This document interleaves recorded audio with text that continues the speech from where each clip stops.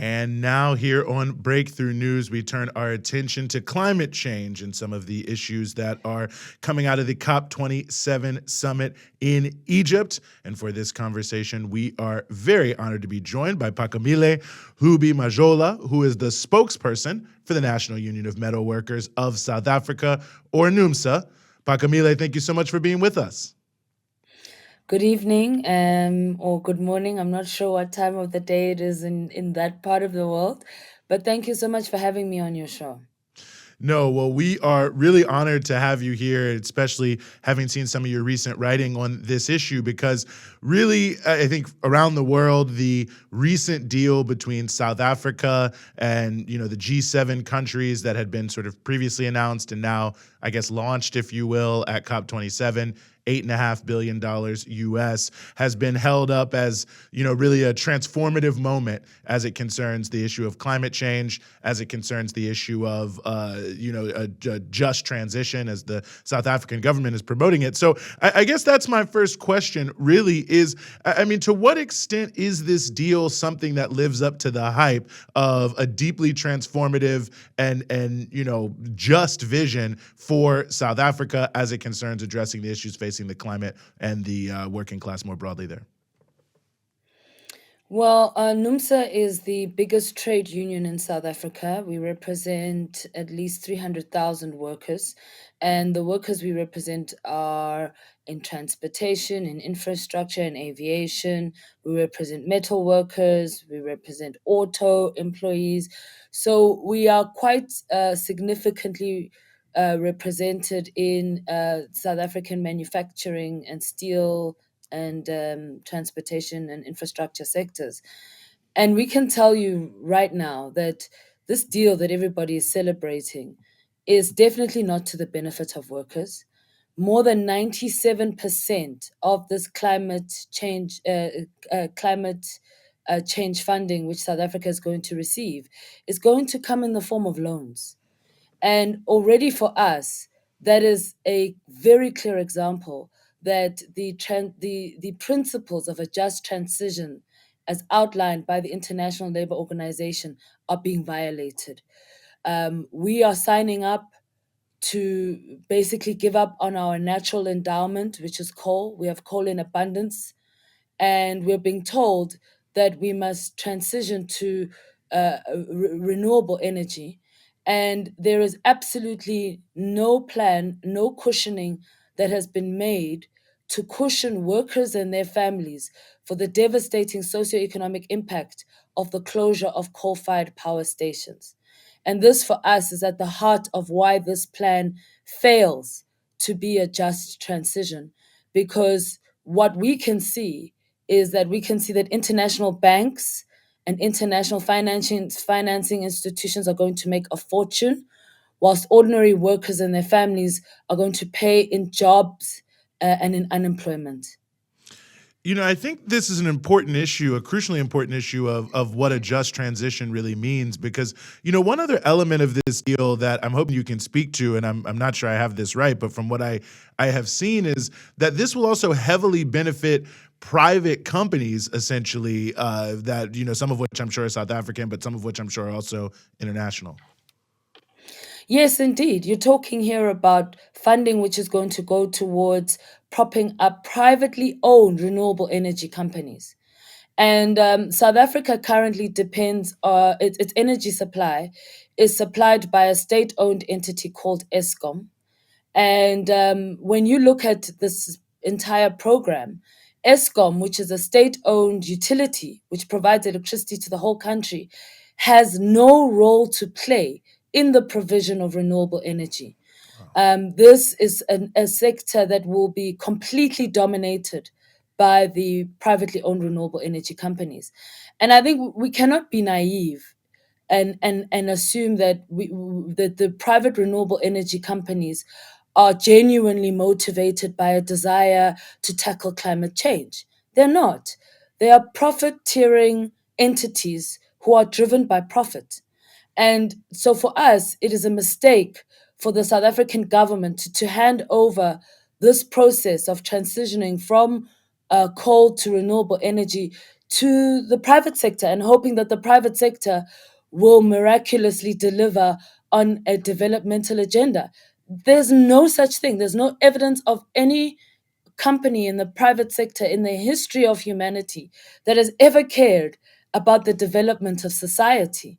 And so this is where the South African government is making a fundamental flaw in our view by essentially removing itself as well as communities and the workers of Mpumalanga, taking us away from that process and allowing the private sector to drive that process and to be beneficiaries of that process, as they will be in terms of how these loans are going to be rolled out. Well, and I'm curious what you think that says about the South African government itself, which of course has been presenting this as a big victory for a just transition, for climate change, and certainly no mention of being mainly debts, essentially, as you've laid out, and some of the other challenges. I mean, what do you make of their statements, or at least the rhetoric versus the reality? Well, I mean, we're not surprised. We are a trade union that has consistently been on the forefront of critiquing the South African government when it comes to its renewable energy policy. From 2018, we've actually been involved. We actually tried to go to court to block the then Minister of Energy from rolling out any more renewable energy independent power producers, which are the privately owned renewable energy companies that I spoke of. We basically said that this is a plan that's going to benefit the private sector. It's going to result in hundreds of thousands of jobs being lost. South Africa's very own Center of Research, Institute of Research, the CSIR, predicted that at least 100,000 jobs would be lost in the province of Mpumalanga, because that's where the majority of coal mines and coal plants are dominated. At least 12 out of 15 are in Mpumalanga. And these are the coal plants that are going to close. And what was needed and what is needed from the South African government is a very detailed and a very clear social plan for how this province will build new sectors and how workers in this province will then be upskilled and will be absorbed in a new renewable energy industry.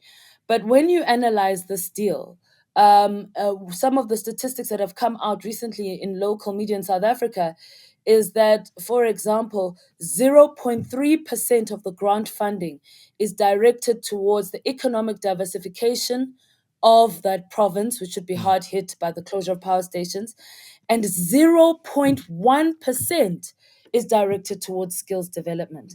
Now, when you look at the principles of a just transition as outlined by the International Labour Organization, they're very clear that this must not be a process that disadvantages the next generation. South Africa is a country we're in a developmental state. We are not a developed country. We're not a first world country. We are burdened by extremely high levels of inequality. We have 46% unemployment. Almost half the population in South Africa is unemployed. And whilst the government is aware of this, that they could sign up for this deal and not even bother to come up with a proper social plan that would cushion the bulk of the population of Mpumalanga against what is a looming disaster, tells us that their interests are squarely in the camp of international banks and in their driving interest to enrich individual capitalists at the expense of the masses. And this is why we say they are perverting the term just transition, because the outcome of this process is going to be more suffering for the working class and the poor. It seems that there's also just an enormous elephant in the room here around the issue of imperialism. I mean, at the same time, South Africa is being held up. Oh, they're going to give up coal. They're going to do this, that, and the third. Germany and I think other countries are refiring their coal power plants. Certainly the United States, which, has been heavily touting this deal, they're mining quite a bit of coal, new coal mines opening all over Alabama and places like that. And yet and still, it's South Africa and the African continent more generally that are responsible for essentially none of the emissions from a legacy perspective that are being asked to give up, while it seems that in Europe and America, there's people who are going to be making a lot of money off of coal in the next few years. This is the irony for us that more than anything emphasizes the unfairness of this entire deal. We have to state for the record that as NUMSA, we were one of the first trade unions on the African continent to actually support a transition from coal dependence to renewable energy. But even back then, when we started, having debates and discussions in the organization around this, we were very process that benefit workers, benefit communities, because it's an objective reality that this transition is going to be very disruptive. There could be the potential for job losses. And that's why we were clear that it had to reflect the principles as outlined by the International Labour Organization. And to speak to what you've just said before, I mean, the EU, the US, and China have emitted 53% of the world's carbon dioxide since 1959. And in contrast, all of Africa and South America have emitted just 3% of carbon dioxide in the same period. And yet, it's very clear that we are the ones who are carrying the full burden of the sins of the Western world. Western Europe developed off coal. They are a fully developed nation. South Africa is a developing country. And yet we are the ones who are being asked to give up our industrialization in coal, which, by the way, we do need in order to power our economy and in order to bring ourselves up to the same level as developed nations. We are not emitting at all at the same level as some of the nations. And yet, we are racing to the finish line in this process without fully consulting communities, consulting workers, coming up with clear plans for how they would be accommodated. Not even ownership. There's not even an ownership element in this.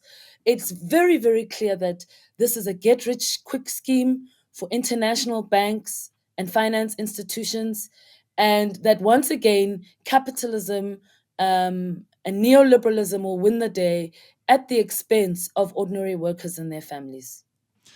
Well, I think you're raising an important issue about, how we actually make a transition in this sort of global society as well, but certainly in our individual societies you look at a country like, say, China, for instance, which I think many people around the world have noted is making some of the greatest strides as it concerns investments into clean energy and the like. And, what always comes in train with that is that there's a large public sector and other sort of planned elements that make it easier than, under capitalism where everything's for profit. And I wonder what you take from that in terms of the examples for countries like South Africa and other developing nations when they're thinking about A, how to develop, but B, also how to do it in a way that's sustainable.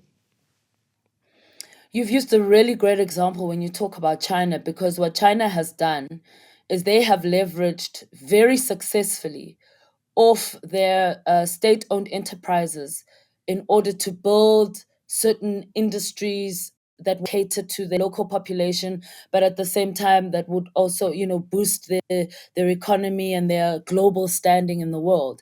And look at where China is today, having done so, having harnessed those SOEs for the benefit of society at large.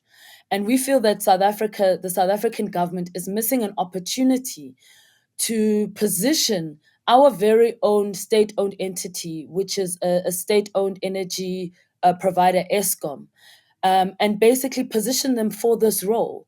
Right now, Eskom has the complete monopoly on energy provision in South Africa. And if you look at government's plans in terms of their energy mix, they have not articulated a future for Eskom that involves Eskom actually playing a role in renewable energy. So what they've done is this funding that we're talking about that they've gone out to seek will benefit only privately owned renewable energy companies. Eskom, which is a state-owned entity, will play no role in renewable. And what that basically means is that you're not even future proofing your own state owned entity to play an important role in this climate change scenario. ESCOM on its own employs between 30 to 40,000 workers. So if they had incorporated Eskom into the renewable energy program, you would actually be safeguarding those 30 to 40,000 jobs and ensuring that those workers are properly skilled through a very clear plan, through an existing SOE, to transition from coal into this new technology and how to service the population with this new technology. But they're not doing that. What they are instead doing is empowering the private sector. And this is not a scenario that will benefit us at all as a country. We will regret the day that we signed up to this deal, because we are literally choking our own development. We are already a country that has a very poor economic outlook. If we were smart, we would follow China's example and put and position Eskom in a role where it could actually drive the renewable energy program on behalf of the South African government and the South African people. And in so doing, that would be a far more just transition that would be more beneficial for South African society than what we are currently doing today. Hmm. Well, I think that is 100% the case. And I, certainly know that everyone in South Africa who's been dealing with the electricity issues there would be looking for that form of resolution to these problems. Phakamile, I really, really appreciate you joining us and giving us this important perspective on everything happening in South Africa and the developing world as it concerns the issue of climate change. Thank you so much for having me, and have a good day. Mhm.